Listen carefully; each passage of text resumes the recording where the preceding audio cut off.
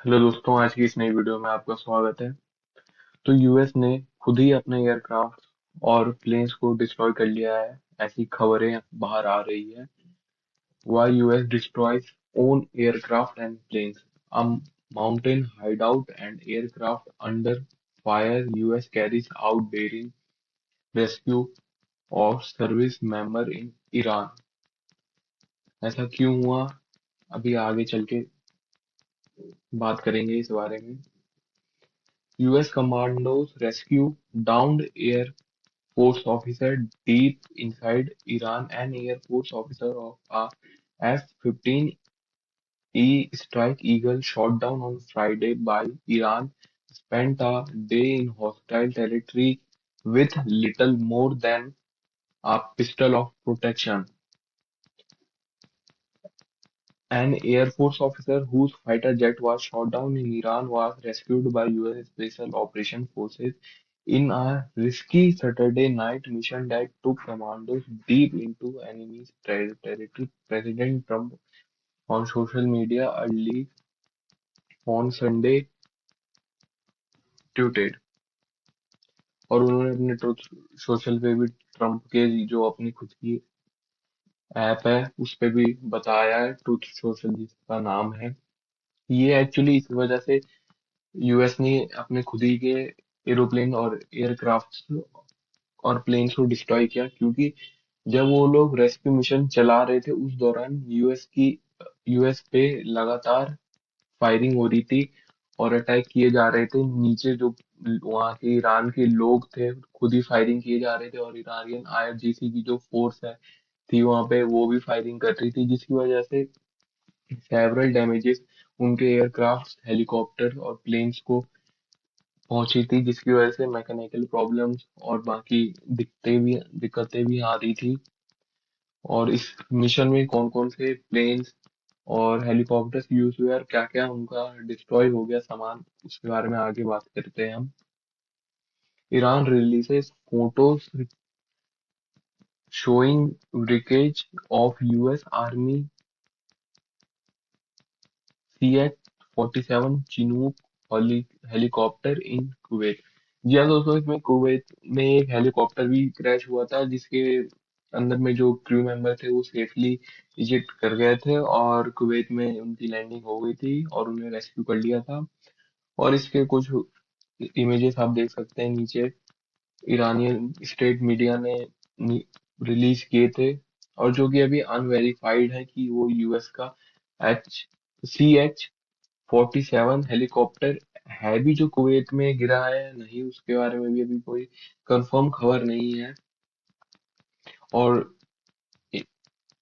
और there has been no immediate confirmation from US, और US के एयरफोर्स या मीडिया ने भी कुछ कंफर्म नहीं किया है अभी तक, ना ही ट्रम्प का खुद का बयान आया है इस चीज पे।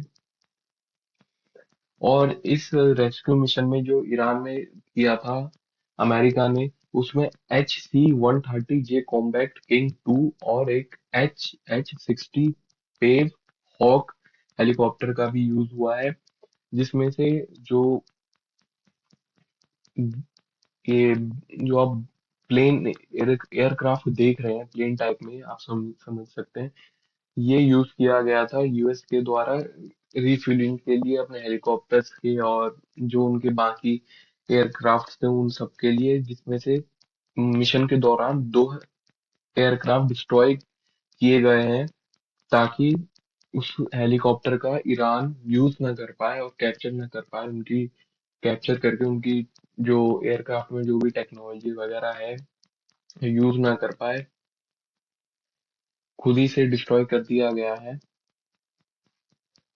और मिशन में लगभग दो हेलीकॉप्टर पर फायरिंग हुई, बट वो सेव रिटर्न कर गए अपने एयर बेस पे वापस। ट्रूप्स और हेलीकॉप्टर के लिए फ्यूल और सपोर्ट में इसकी बहुत मदद ली जाती है। और यूएस फोर्सेस ने इंटेंशनली दो HC-130J combat king transport aircraft को भी डिस्ट्रॉय कर दिया, क्योंकि उसमें मैकेनिकल फेलियर हो गया था। और उसको डिस्ट्रॉय इसलिए किया गया ताकि वो अपनी सेंसिटिव टेक्नोलॉजी कैप्चर होने से बचा सके। और जो इसमें मेन रेस्क्यू हेलीकॉप्टर था वो हमारा HH-60 वेव हॉक था, जिसमें से दो पे तो लगातार फायरिंग हुई फिर भी उसको बचा लिया गया और सेफ रिटर्न हुआ। और उसी से पायलट को भी पिक किया गया और उसी को यूज किया गया था। और दूसरा है हमारा, ये जो आप स्क्रीन पे देख रहे हैं, ये एक ऐसा एयरक्राफ्ट है जो क्लोज एयर सपोर्ट देता है। एनिमी अगर अटैक कर रहा होता है तो एनिमी पे ये फायरिंग करता है, अटैक करता है। जैसे इसके आगे जो आप नोजल नोजल जैसी चीज देख रहे हैं, यहीं से वो गोलियां बरसाता है एनिमी पे। और रिपोर्ट्स के मुताबिक एक एक A-10 शॉट डाउन हुआ है। मतलब इस एयरक्राफ्ट का नाम A-10 है, जिसमें से एक शॉट डाउन हो चुका है। और ये पूरी रेस्क्यू टीम को ओवरऑल मतलब प्रोटेक्शन देता है। काफी ये छोटा होता है और ये मतलब बाकी एयरक्राफ्ट के मुकाबले तो हाँ छोटा मान सकते हैं हाँ। और इसकी मदद ली गई थी रेस्क्यू ऑपरेशन के दौरान। और दूसरा है MH-6 हेलीकॉप्टर, इस जिसमें से चार जिसमें से चार तो खुद ही डिस्ट्रॉय किए गए। और क्योंकि हाई रिस्क ऑपरेशन था तो इसलिए इसको यूज किया जाता है।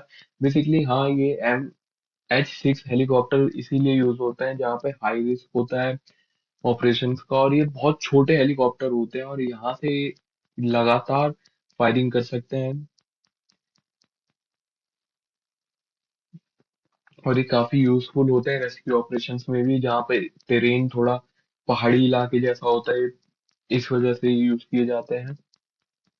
और दूसरा जो मतलब इसका तो मैं भी कंफर्म नहीं हूँ, लेकिन रिपोर्ट्स में इसका भी नाम आया है। तो एक मतलब जो MQ-9 रीपर ड्रोन है, एक क्या उसकी भी मतलब उन ड्रोन्स की भी मदद ली गई थी ईरान के उस एरिया को सर्विलेंस करने के लिए, जहाँ पे वहाँ अमेरिकन क्रू गिरा था वहाँ की सर्विलेंस के लिए। और इसकी कॉस्ट सुन के तो काफी हैरान हो जाएंगे आप।